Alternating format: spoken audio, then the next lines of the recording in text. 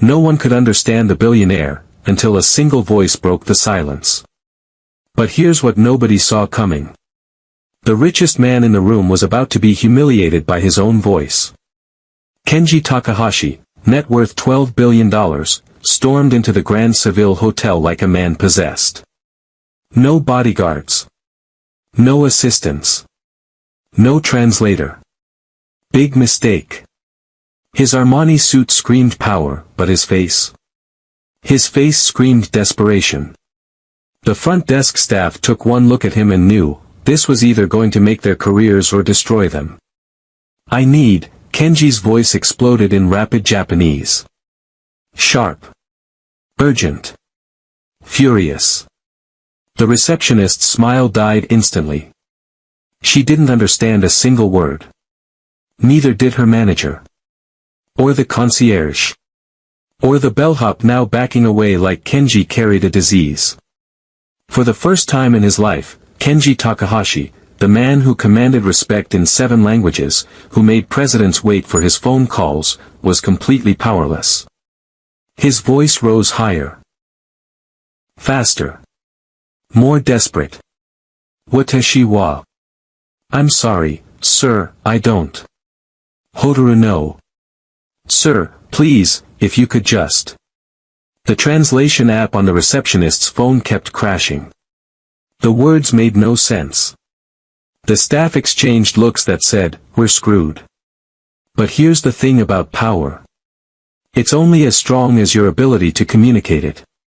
And right now, the most powerful man in the building was as helpless as a child screaming in a language no one spoke. His hands clenched into fists. His jaw tightened. This wasn't just embarrassing, this was career-ending humiliation about to go viral. Because phones were coming out. Videos were starting to record. The billionaire meltdown was about to begin. But in the corner of that marble lobby, someone was listening. Really listening. A young black woman in simple clothes sat perfectly still, watching this disaster unfold. While everyone else saw chaos, she heard something different. She heard words. Clear, perfect, desperate words. Words she understood completely. And she had a choice to make. Stay silent and watch a powerful man crumble. Let this hotel's reputation burn to the ground. Let the staff lose their jobs over a language barrier. Or stand up. Walk over. And shatter every assumption in that room with 3 simple Japanese words that would change everything. Her heart hammered against her ribs. Her palms went slick with sweat. Because what nobody in that lobby knew, not the staff, not the guests, not even Kenji himself, was that this quiet girl in the corner had spent 3 years teaching herself Japanese in secret. Late nights with textbooks. Endless hours with language apps. Dreams of a world beyond anything her mother's housekeeping salary could provide. And now those secret dreams were about to collide with reality in the most impossible way. The question wasn't whether she could help. The question was, would she have the courage to try? Time slowed. Kenji's voice cracked with frustration. The staff looked ready to call security.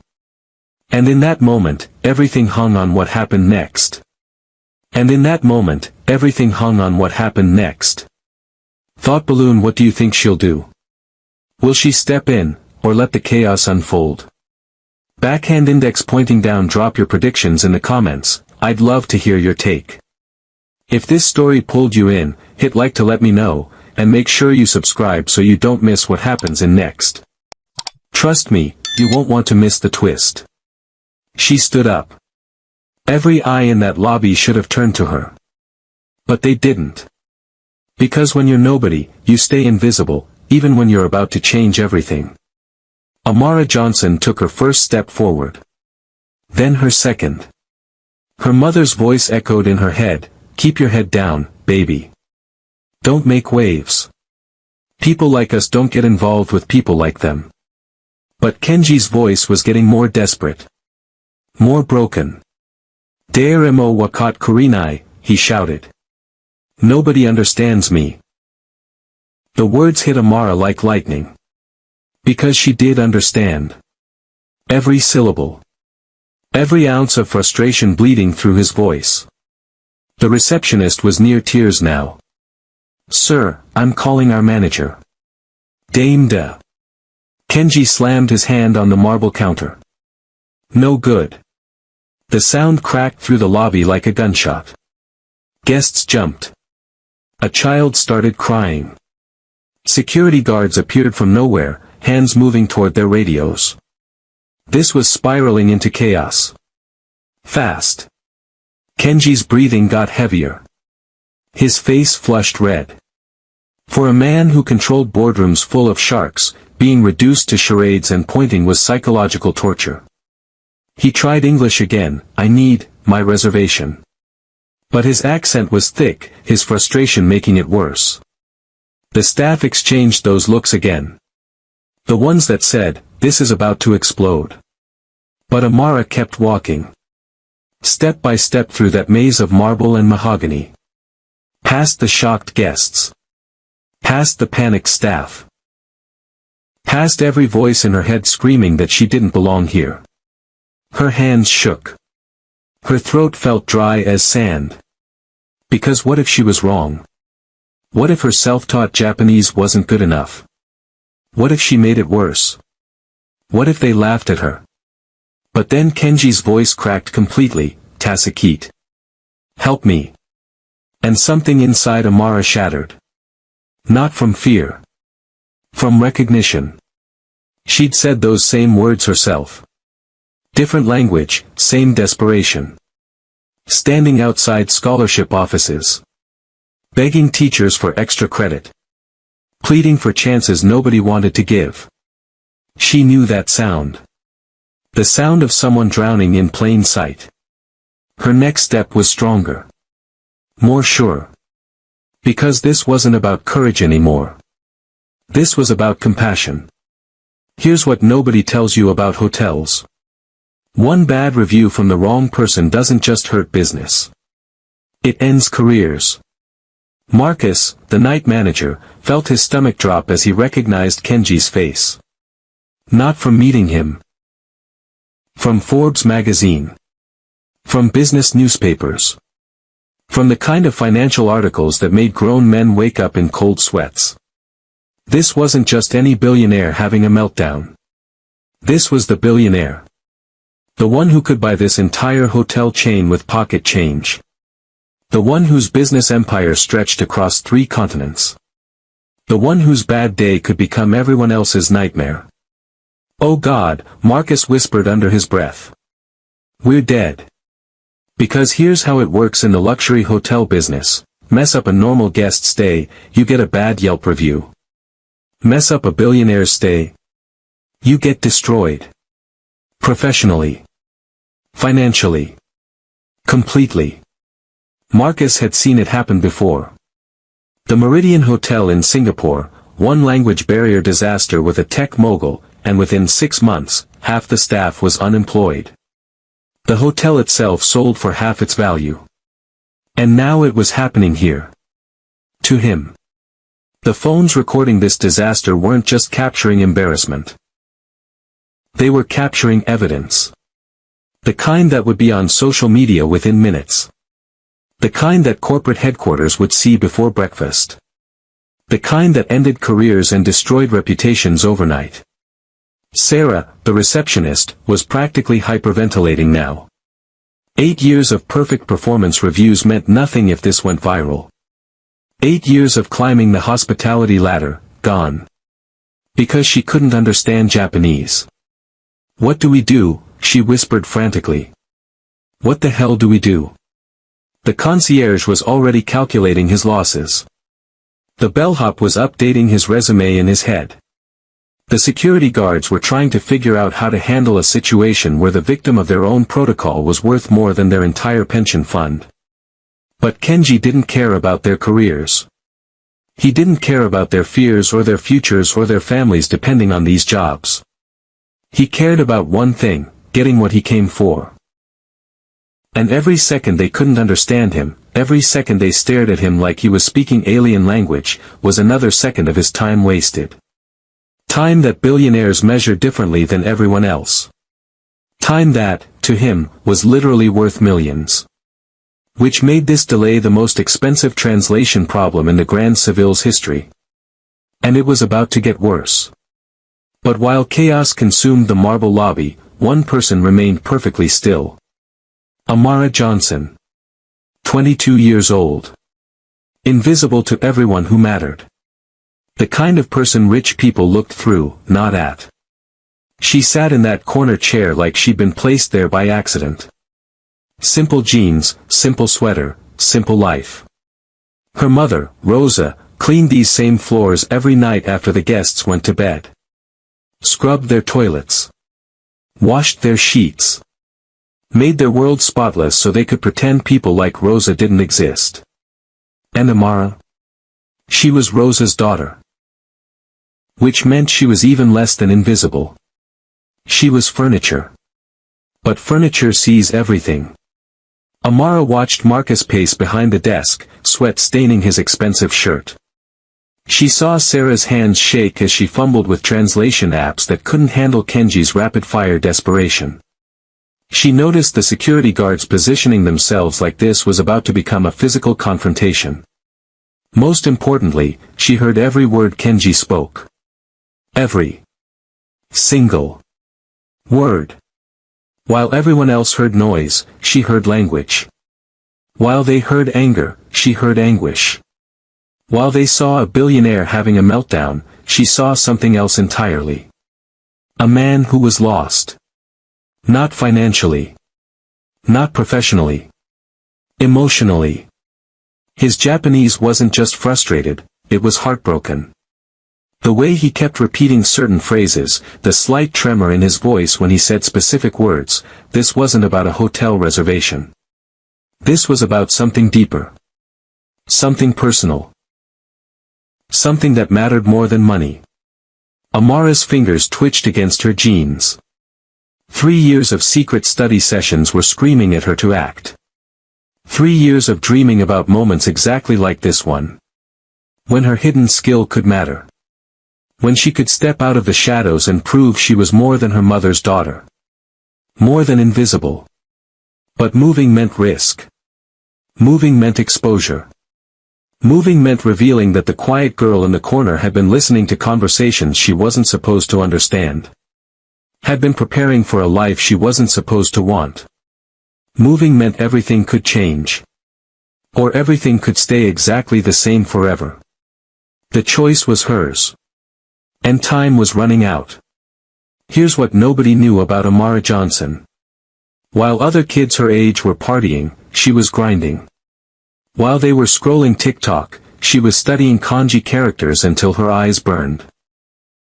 While they were sleeping, she was whispering Japanese phrases into her pillow at 2 a.m., terrified her mother would hear and ask questions she couldn't answer.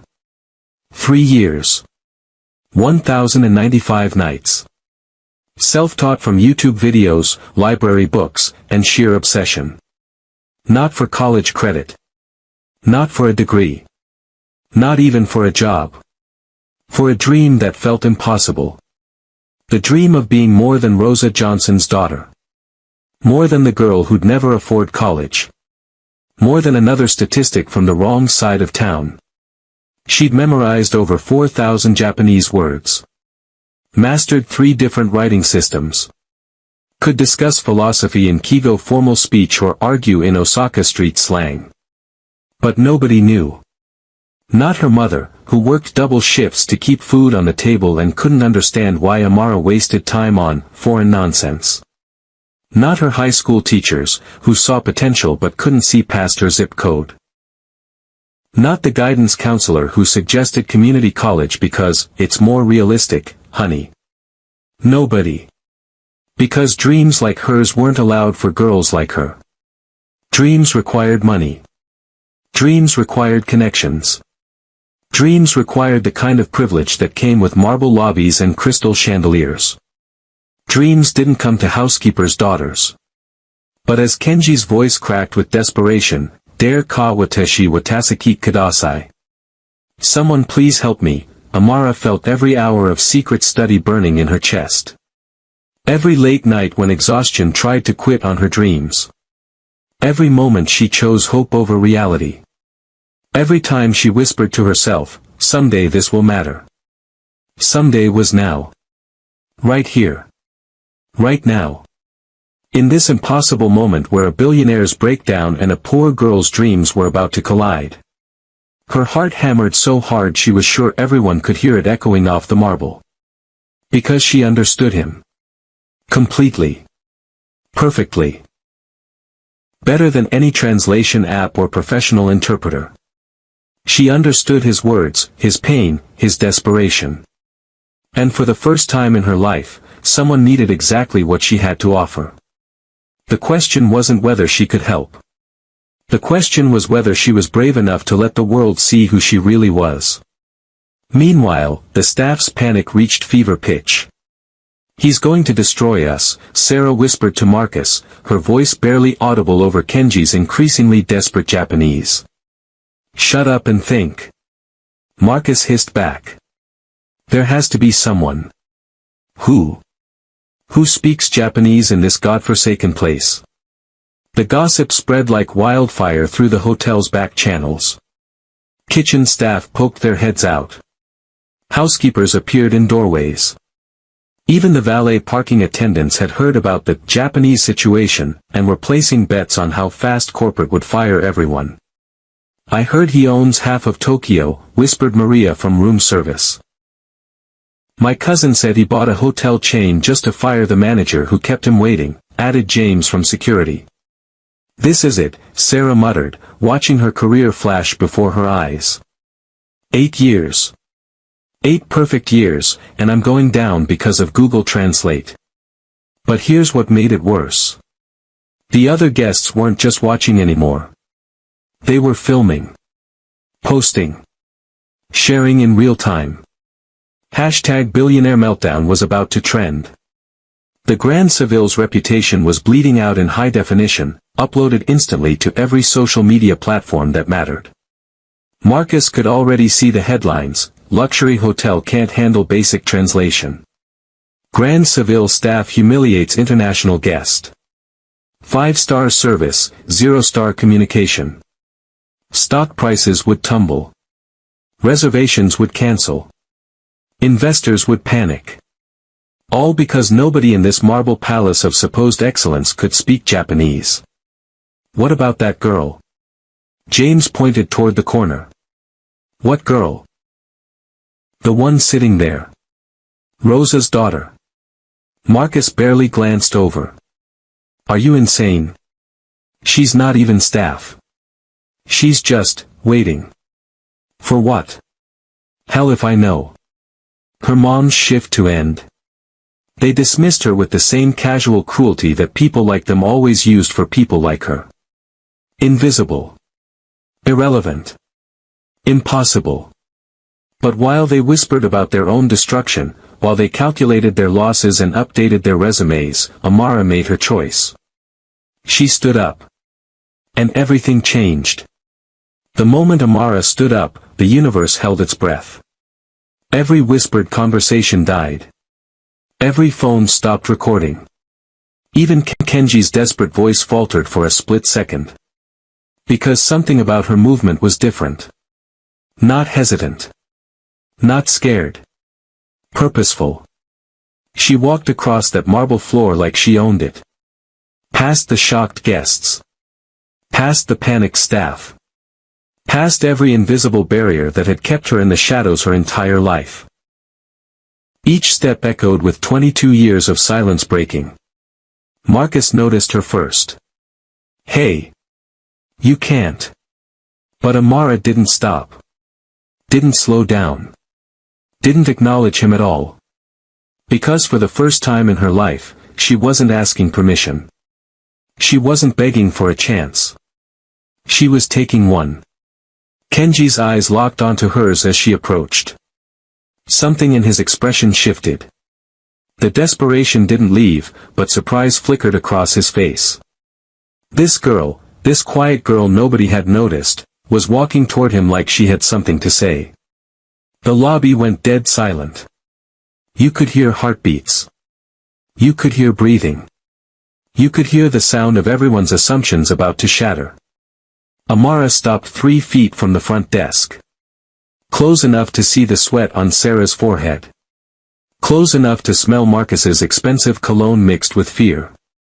Close enough to feel Kenji's intensity radiating like heat from a fire. Her mouth went dry. Her hands trembled. This was it. The moment that would change everything or destroy her completely. She opened her mouth. Sumimasen. The word cut through the silence like lightning through darkness. Perfect pronunciation. Perfect tone. Perfect Japanese. Kenji's eyes went wide.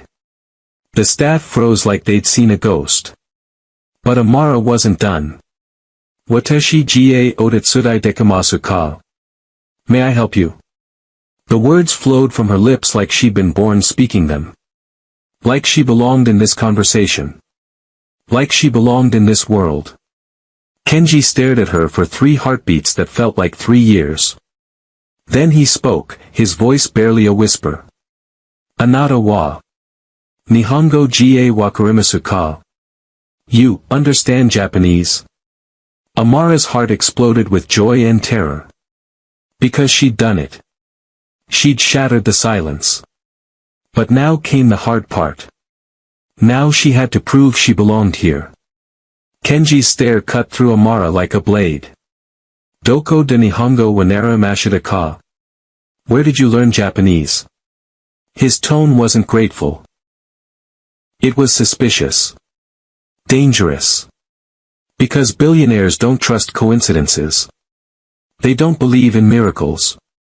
They believe in setups, schemes, and people trying to exploit them. And this? A random girl in a hotel lobby speaking perfect Japanese right when he needed it most. This felt like a trap. Amara's throat went dry, but she didn't flinch. Jibun de Benkyu Shimashita. Sanin kan. I taught myself. For 3 years. The staff behind her collectively lost their minds. Did she just? Sarah whispered. Holy shit, Marcus breathed. She's actually talking to him. Rosa's daughter speaks Japanese. Maria from housekeeping appeared like magic. Rosa's daughter. But Kenji wasn't impressed yet. If anything, his suspicion deepened. Nays. Why? One word. Sharp as a knife. Demanding truth. Why would a poor black girl from America spend 3 years learning his language? Why would she be here, right now, when he needed help most desperately? The math didn't add up. And when math didn't add up, Kenji smelled deception. Amara felt every eye in that lobby burning into her skin. The weight of their disbelief. Their shock. Their judgment. But she looked Kenji dead in the eye and told him the truth. Yum will not eat a kara. Because I had a dream. Something flickered in Kenji's expression. The suspicion didn't disappear, but it shifted. Softened.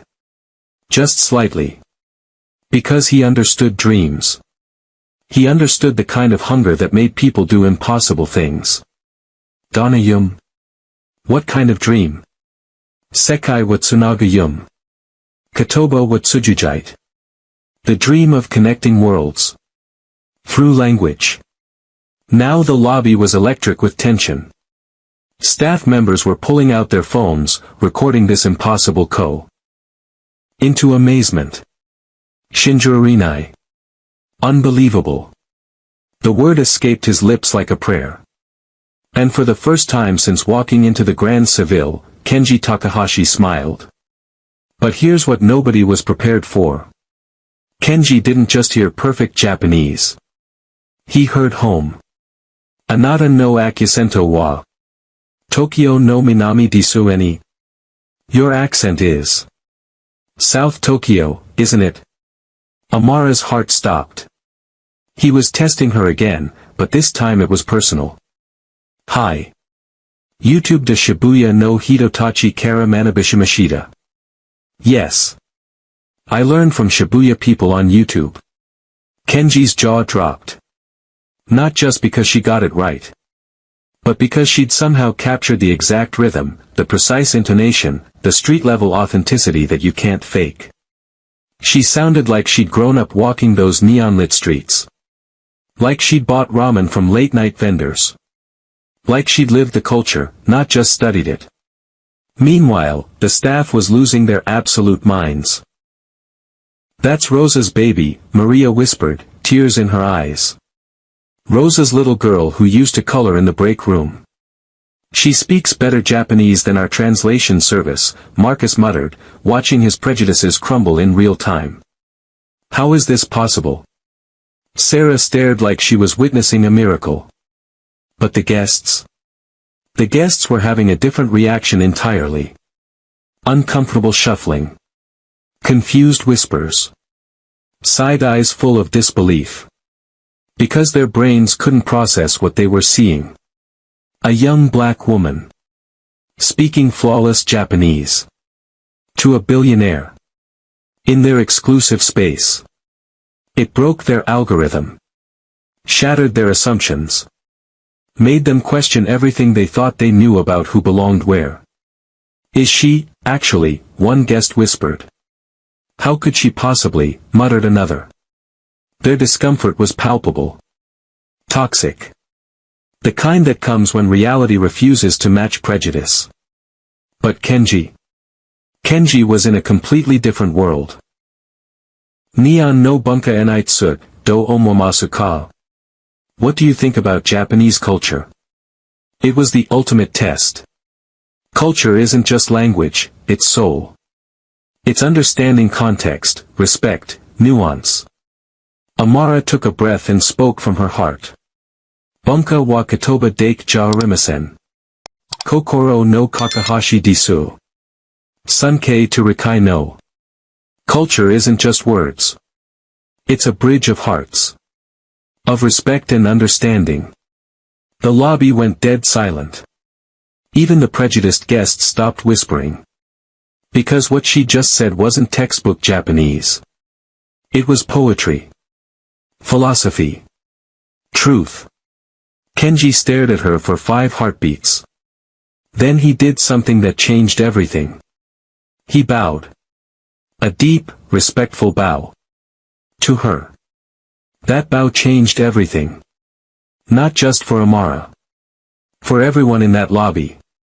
Because when a man worth $12 billion bows to you, the world stops spinning and recalculates your worth.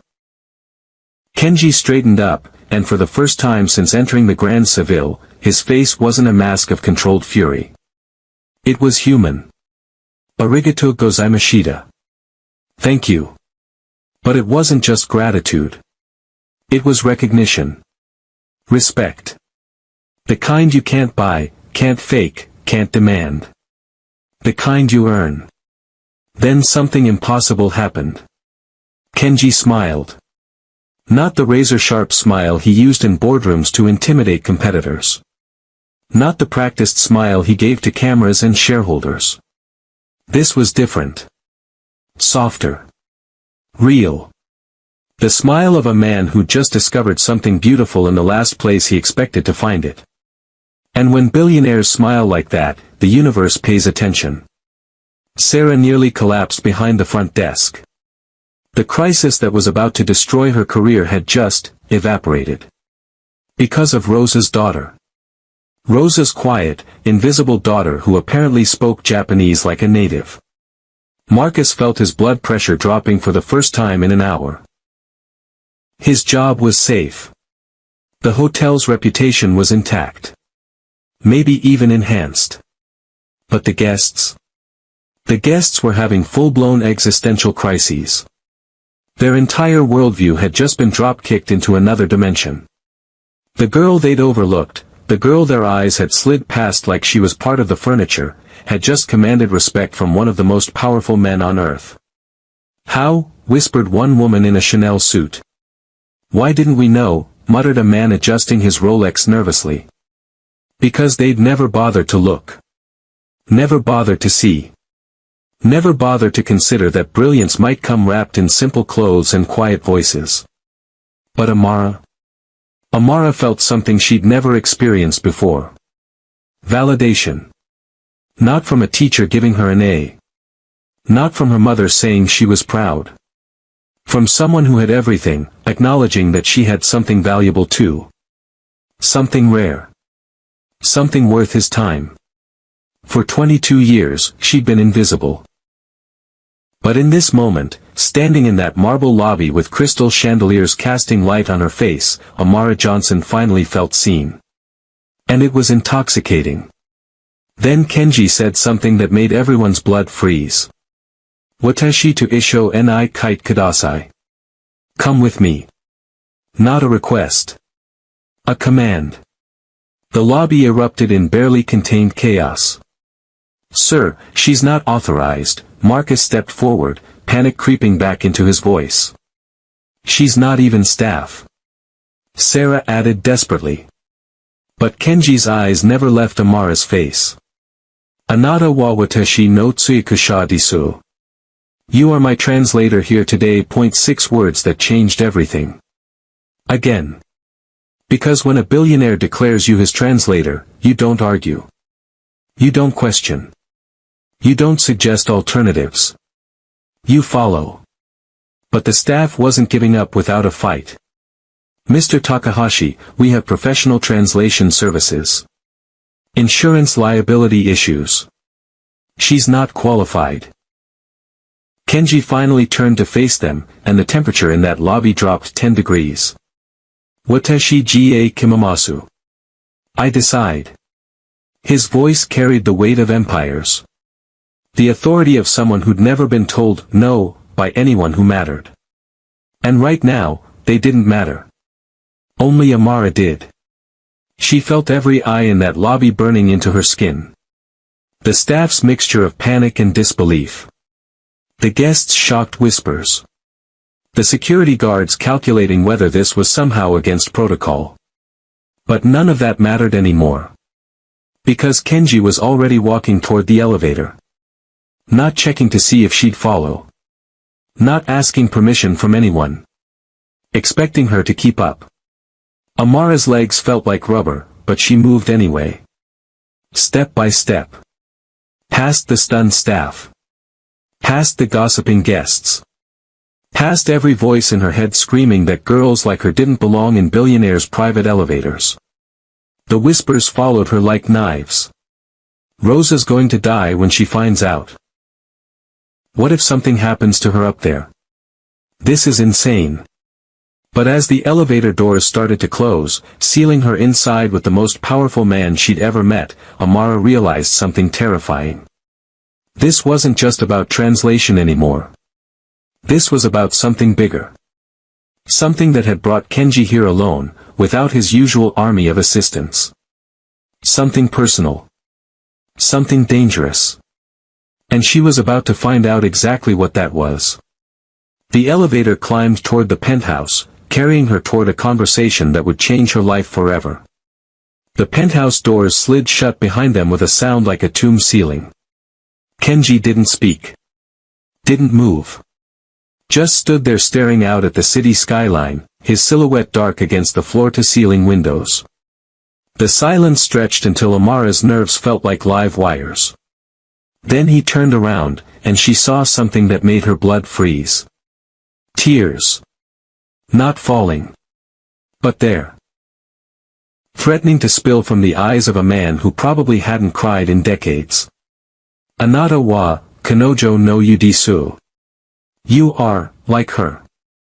His voice cracked on the words. Broken. Raw. Dare no koto disu ka. Who do you mean? But even as she asked, Amara knew. The way his hands trembled slightly. The way his billion-dollar composure crumbled like paper in rain. Someone he'd loved. Someone he'd lost. Kenji walked to his briefcase with movements that looked like they hurt. Pulled out a photograph. Held it like it might shatter. Watashi no Muzum. Yuki. My daughter. Yuki. The photo showed a young Japanese woman, maybe 25, with bright eyes and a smile that could light up rooms. She was holding language books. Certificates covered the wall behind her. Kanojo mo Jengo ga suki deshita. Igo, Furansugo, Supaingo, Sabit wa Benkyu Shida Mashida. She also loved languages. English, French, Spanish, she was studying everything. Amara's heart clenched. Ima wadoko ni. Where is she now? The photograph slipped from his fingers, floating to the marble floor like a falling leaf. Inai. Gone. One word that contained universes of pain. Kotoshir no hajime inai. Kuruma no jikoda. Earlier this year. Car accident. The silence that followed wasn't just quiet. It was deafening. The kind of silence that follows when someone's entire world collapses. Suddenly everything made sense. Why he'd come alone. Why seeing her speak Japanese had affected him so deeply. Why he brought her up here. She wasn't just his translator. She was a ghost of what he'd lost. A reminder of dreams that died too young. Anata wa might iru to, kanojo wa omoidasu. When I look at you, I remember her. And Amara realized with crystal clarity that this wasn't about business at all. This was about a father's broken heart trying to find a way to heal. The photograph lay on the marble floor between them. Yuki's smiling face staring up at the ceiling. Forever young. Forever learning. Forever gone. Amara knelt down and picked it up with trembling fingers. Kanojo wa Utsukushi disu. She was beautiful. But Kenji wasn't looking at the photo anymore. He was looking at her. Studying her face like he was seeing a miracle and a curse at the same time. Anata wa danat shirmao no ka, wakaranai. I don't know what will become of you. His voice was barely a whisper. Haunted. Yuki emo anata no uni yumwa madita. Sekai wa kiru yumwa. Yuki had dreams like yours too. Dreams of changing the world. Amara felt her chest tighten. Because she understood now. The weight he was carrying. The fear behind his eyes. He'd watched his daughter chase dreams that languages could build bridges. That words could heal divisions. That understanding could conquer hate. And then she died. And all those beautiful dreams died with her. Takahashi-san. She started to speak, but he cut her off. Yumwa kaiken disu. Yumwa hito wa korosu. Dreams are dangerous. Dreams kill people. The words hit the penthouse air like poison. I.e. No. Amara's voice was soft but steel strong. Yumwa hito wa ikashimasu. Anata no musum-san wa mata ikaite mesu. Watashi no naka enai. Dreams keep people alive. Your daughter is still alive. In me. Kenji's eyes went wide. Like she'd slapped him. Kanojo no jengo e no ai wa nakinata nai. Watashi ga sono ai wa mata mesu. Sashite watashi wa sono ai wa tsuzukuru. Her love for languages didn't die. I carry that love. And I will continue it. Tears finally spilled from Kenji's eyes. Not just a few. Floods. Years of grief he'd locked away came pouring out. The successful businessman crumbled, and what remained was just a father who missed his daughter so much it felt like dying every day. Demo moshi anata ni nanika ga okatra. But if something happens to you.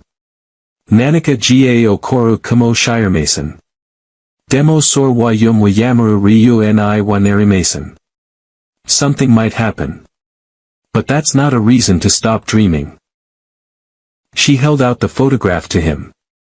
Yuki-san wa watashi ga yum wa akaramaru koto wa nozan denai to omomasu. I don't think Yuki would want me to give up on my dreams. Kenji wiped his eyes and something shifted. The grieving father stepped back. The billionaire businessman stepped forward. Anata and I sure go to no Hanashir wa shimasu. I'm going to tell you about business. His voice regained its edge. Sharp. Calculating. But different now. Like a blade tempered by fire. Watashi wa koko ni kita ryu wa, takusen no okane no tame dua arimasen. The reason I came here isn't for lots of money. Amara's pulse quickened. This was it. The real reason. Sornara, nani no tame disuka. Then what is it for? Kenji walked to the window, his reflection ghost-like against the city lights. Yuki no yum wa jitsujen sasura tame disu. To make Yuki's dream come true. He turned back to her, and his eyes blazed with purpose. Kanojo wa jengo gaku wa tsukurata kata.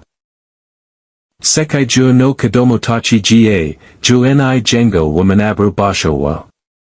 She wanted to create a language school. A place where children from all over the world could learn languages freely. Demo kanojo ga shinda ato, sono yumemo shinda to omoimashita. But after she died, I thought that dream died too. Amara's heart hammered. Sor wa shigaimasu. That's not true. Q, anata and iata. Sashite wakata. Yuki no yum wa mata ikaitai are you. Today, I met you. And I realized. Yuki's dream is still alive.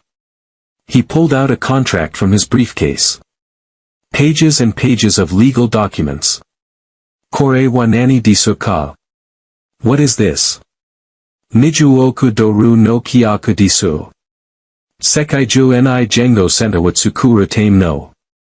A $200 million contract. To build language centers around the world. Amara's legs went weak. $200 million. Demo naze watashi ni. But why tell me? Anata ga sono puro garama no sensei ni naratai ka kaitayamasu. I'm asking if you want to be the teacher of that program. The penthouse spun around her. Teacher? Of a $200 million program? Watashi wa tada. I'm just. Anata wa tada dua arimasen. Anata wa yuki no tamashii wa matamesu. You are not just anything. You carry Yuki's soul. He slid the contract across the marble table. Sane shite kudasai. Sashite Yuki no yum wa ikashite kudasai. Sign this. And bring Yuki's dream to life. Amara stared at the contract that could change everything. Her life. Her future. Her mother's future. The entire world. The penthouse door exploded open. Marcus stormed in with 3 security guards, his face red with panic and rage. Mr. Takahashi. This is completely inappropriate. His voice shattered the sacred moment like a sledgehammer through glass. Kenji's eyes went ice cold. Dare ga hairu koto wa kyoka shimashita ka. Who gave you permission to enter? But Marcus was beyond caring about protocol. He was watching his career implode in real time. Sir, we need to discuss your business. The hotel business. Not, whatever this is. He gestured wildly at Amara, at the contract, at the impossible scene playing out in front of him. She's nobody. She's the housekeeper's daughter. Why is Esichi signing anything? The security guards looked uncomfortable, but Marcus was their boss. They had to back his play. This is irregular, sir, one guard added nervously. Insurance issues. Liability concerns. Amara felt the moment crashing down around her. The contract in her hands suddenly felt like evidence of a crime. But Kenji. Kenji transformed into something terrifying. Anata tachi wa watashi no jiken wa rudashita mesu. You are wasting my time. His voice could have frozen hellfire. Get out. The English words hit like gunshots. But Marcus wasn't backing down. He was desperate. Cornered. His entire worldview was crumbling. Sir, she's not qualified. She has no education. No credentials. She's just a girl who speaks Japanese. Just a girl. Kenji stepped forward, and the temperature dropped 20 degrees. This just a girl understood me when your entire professional staff failed. This just a girl has more cultural knowledge than your translation services. This just a girl carries my daughter's spirit. Marcus's mouth opened and closed like a fish gasping for air. But the hotel business. The hotel business is nothing compared to what she offers. Kenji's voice built to a roar that shook the windows. She has dreams worth more than your pathetic careers. Vision worth more than your small minds can comprehend. The security guards took a step back. Because they were witnessing something unprecedented. A billionaire choosing a dream over business. A powerful man choosing heart over profit. A father choosing his daughter's legacy over everything else. And Marcus realized with crystal clarity that he'd just made the worst mistake of his life. The penthouse door exploded open. Marcus stormed in with 3 security guards, his face red with panic and rage. Mr. Takahashi. This is completely inappropriate. His voice shattered the sacred moment like a sledgehammer through glass. Kenji's eyes went ice cold. Dare Jie Hairu Koto wa Kyoka Shimashita ka? Who gave you permission to enter? But Marcus was beyond caring about protocol. He was watching his career implode in real time. Sir, we need to discuss your business. The hotel business. Not, whatever this is. He gestured wildly at Amara, at the contract, at the impossible scene playing out in front of him. She's nobody. She's the housekeeper's daughter. Why is Esichi signing anything? The security guards looked uncomfortable, but Marcus was their boss. They had to back his play. This is irregular, sir, one guard added nervously. Insurance issues. Liability concerns. Amara felt the moment crashing down around her. The contract in her hands suddenly felt like evidence of a crime. But Kenji. Kenji transformed into something terrifying. Anatatachi wa watashi no jiken wa rudashite mesu. You are wasting my time. His voice could have frozen hellfire. Get out. The English words hit like gunshots. But Marcus wasn't backing down. He was desperate. Cornered. His entire worldview was crumbling.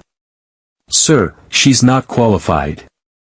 She has no education. No credentials. She's just a girl who speaks Japanese. Just a girl. Kenji stepped forward, and the temperature dropped 20 degrees. This just a girl understood me when your entire professional staff failed. This just a girl has more cultural knowledge than your translation services. This just a girl carries my daughter's spirit.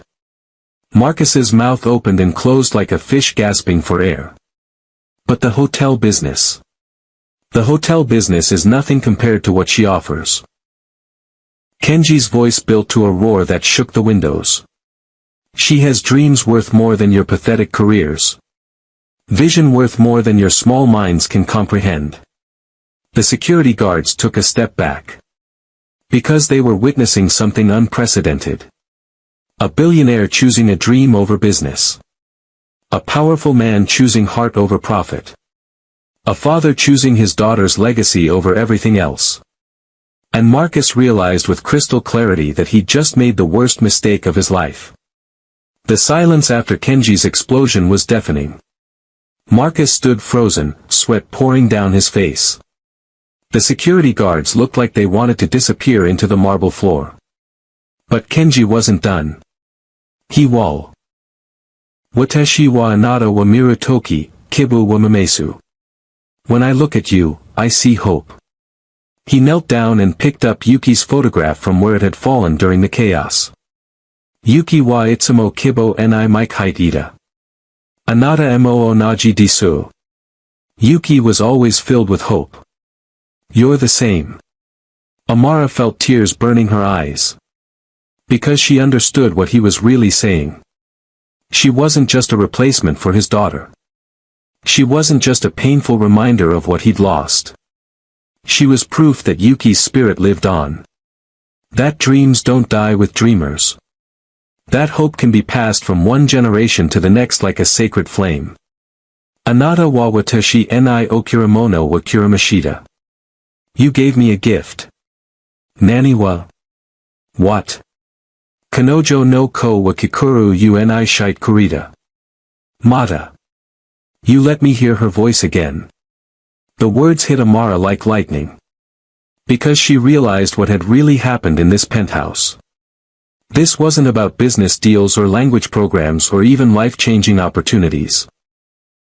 This was about a broken father finding a way to connect with his lost daughter one more time. Through her words. Through her dreams. Through her unstoppable hope. Marcus and his security guards might see a nobody trying to reach above her station. But Kenji saw a mirror of everything he'd lost and everything he still believed in.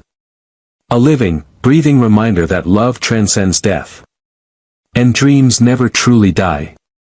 Kenji stood up and made a declaration that shattered every assumption in that room. Kore kara, Amara Johnson wa watashi no kashiki natsuyakusha disu. From now on, Amara Johnson is my official translator. The words hit like earthquakes. Marcus's face went through 5 stages of grief in 3 seconds. Denial. Anger. Bargaining. Depression. And finally, terrifying acceptance. Because he realized what this meant. The housekeeper's daughter had just become the most powerful person in this hotel. More powerful than him. More powerful than the general manager. More powerful than anyone who didn't have a direct line to $12 billion. But sir. Demo nani amo nai. But nothing. Kenji's voice cut through Marcus's protest like a sword through silk. Then he did something that made the security guard's jaws drop. He pulled out his phone and made a call. In perfect English. Get me the owner of the Grand Seville hotel chain. Now. 30 seconds later, Mr. Richardson. This is Kenji Takahashi. I'm calling about your Seville hotel. I want to discuss a partnership. Yes, I'm here now. No, there's been a change in plans. He looked directly at Marcus while he spoke. I want to hire one of your people for a permanent position. Amara Johnson. She'll be working directly with me on a $200 million international project. Marcus nearly collapsed. What's that? No, she's not current staff. She's better than staff. She's irreplaceable. The call lasted 5 minutes. 5 minutes that rewrote Amara's entire future. When Kenji hung up, he smiled. Anata no adarashii kuryu wa nenkan juman doru disu. Your new salary is $100,000 a year. Amara's knees nearly gave out. $100,000. More than her mother made in 5 years of cleaning floors. Sashite sor wa hajimari ni sujinai. And that's just the beginning. He handed her a business card. Solid gold. Engraved with her name. Amara Johnson. International Cultural Liaison. Takahashi Enterprises. Omedetou gozaimasu. Anata wa maomianai ningen dua arimasen. Congratulations. You are no longer invisible. The invisible girl had just become impossible to ignore. The elevator doors opened on the lobby level. And everything had changed. Not the marble floors. Not the crystal chandeliers. Not the expensive art hanging on the walls. But the energy. The atmosphere. The invisible hierarchy that ruled this space. Because Amara Johnson walked out of that elevator differently. Head high. Shoulders back. Golden business card clutched in her hand like a weapon of mass social destruction. Behind her, Kenji followed. Not beside her like an equal. Behind her. Like a protector. Like someone who had her back against the entire world. The lobby went dead silent. Every conversation died. Every phone lowered. Every eye locked onto the impossible sight walking toward them. The housekeeper's daughter. In a $1,000 business card. With the billionaire trailing behind her like a bodyguard. Sarah's mouth fell open. Is that Rosa's baby? Maria whispered, tears streaming down her face. Rosa's little girl. But the guests? The guests were having full-scale mental breakdowns. Because their entire worldview had just been nuked from orbit. The girl they'd dismissed. The girl they'd ignored. The girl they'd treated like furniture.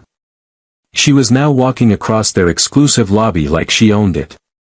And technically, after that phone call upstairs, she kind of did. Attention everyone, Kenji's voice cut through the stunned silence. I'd like you to meet my new international cultural liaison, Miss Amara Johnson. The words echoed off the marble like gunshots. International. Cultural. Liaison. Each word rewrote the social order of that lobby in real time. She will be working closely with me on a multi-million-dollar global education initiative. Marcus appeared at the top of the stairs, looking like he'd aged 10 years in 10 minutes. His face was the color of ash. Because he understood what everyone else was still processing. The girl he dismissed as nobody now had more power in this building than he did. The girl whose mother cleaned these floors was now going to walk on them as an equal to the people who used to look through her. From this moment forward, Kenji continued, his voice carrying the authority of empires, Miss Johnson speaks with my full authority. Translation, cross her, and you cross me. Defy her, and you defy $12 billion. Disrespect her, and discover what real power looks like when it's angry. But Kenji wasn't finished reshaping Amara's world. There's one more thing, he announced to the mesmerized lobby. He pulled out an envelope. Heavy paper. Official seals. The kind that changes lives forever. Amara, anata wa nian enai ikitai desu ka? Amara, do you want to go to Japan? Her heart stopped. Literally stopped beating for 3 seconds. Hi, demo. Yes, but. Demo nani amo nai. Zenbu wateshi ga yaru. But nothing. I'll handle everything. He handed her the envelope with hands that trembled slightly. Because he knew what was inside would honor his daughter's memory in the most beautiful way possible. Nani ga hate ir you know. What's inside? Tokyo Daigaku e no Shugakukan. Jengogaku no Hake's KDI. A scholarship to Tokyo University. For a doctorate in linguistics. The lobby erupted. Not in whispers this time. In audible gasps. Actual screams from some of the staff. Because Tokyo University wasn't just any school. It was the school. Harvard of Japan. The place where dreams became reality and reality became legend. Full scholarship, Kenji continued in English, making sure everyone understood. Housing included. Living expenses covered. For 6 years. 6 years in Japan. 6 years at the most prestigious university in Asia. 6 years of turning her secret dream into a world-class education. Sarah started crying. Full ugly tears of joy and disbelief. Maria crossed herself and whispered prayers in Spanish. Even some of the guests looked moved, despite themselves. But Marcus? Marcus looked like he was watching the end of the world. Because it was. The end of his world. Where people stayed in their lanes. Where housekeepers' daughters cleaned floors instead of walking across them wearing business cards worth more than his annual salary. When do I leave? Amara asked, her voice barely audible. Tomorrow. Tomorrow. One word that meant everything would change. Again. Her secret notebooks filled with Japanese characters would become thesis papers. Her late-night YouTube videos would become lectures from real professors. Her impossible dream would become her impossible life. Demo okasan wa. But what about my mother? Kenji smiled. That soft, real smile from the penthouse. Kanojo emo isho ni kimasu. Moshi sor wa nozomu nara. She comes too. If she wants. The fairy tale was complete. But it was just beginning. 6 months later, Kenji stood in that same lobby. But everything was different now. Where Amara's corner chair used to sit, there was now a bronze plaque. In memory of dreams that refused to die, and voices that refused to stay silent. The Grand Seville had become something more than a luxury hotel. It had become a symbol. A reminder that extraordinary things happen when we listen to the people we usually ignore. Kenji pulled out his phone and opened a video call. Takahashi-san. Ohayo gozaimasu. Amara's face filled the screen, glowing with joy from her Tokyo University dorm room. Behind her, walls covered with certificates, awards, and photos of her teaching language classes to children from around the world. Genki desu ka? He asked. How are you? Totemo genki desu. Kyu wa nijuni no gakusiai ni ashite imashita. Very well. Today I taught 20 students. Her Japanese was even more perfect now. But more than that, she was radiant. Alive in a way that only comes when you're living your purpose. Sashite okasan wa. And your mother? Okasan imo genki desu. Kanojo wa neon ga daisuki desu. Mom is great too. She loves Japan. Through the phone, he could hear Rosa's laughter in the background. Rosa, who now managed the international dormitory at Tokyo University. Rosa, who had traded cleaning other people's dreams for helping her daughter build her own. Yuki-chan wa hokori ni o mat iru to omomasu. I think Yuki would be proud. Hi. Kanojo no yum wa ikaide mesu. Yes. Her dream is alive. Kenji ended the call and looked around the lobby one more time. The same marble floors. The same crystal chandeliers. The same wealthy guests walking through like they owned the world. But he saw it differently now. Because he'd learned something that night 6 months ago. In any room full of people, the most important voice might be the quietest one. The most valuable person might be the one everyone overlooks. The greatest dreams might belong to someone everyone underestimates. He walked toward the exit, but stopped and spoke to the lobby, to anyone who would listen. What hidden talent are you underestimating in others? The question echoed off the marble like a challenge. Like a promise. Like hope itself. Never judge someone by their appearance or circumstances. The quiet person in the corner might speak 5 languages. The janitor's daughter might have a PhD-level understanding of quantum physics. The invisible people around you might be carrying dreams bigger than your imagination. Amara's story teaches us that. Dreams don't discriminate ***, they belong to anyone brave enough to chase them.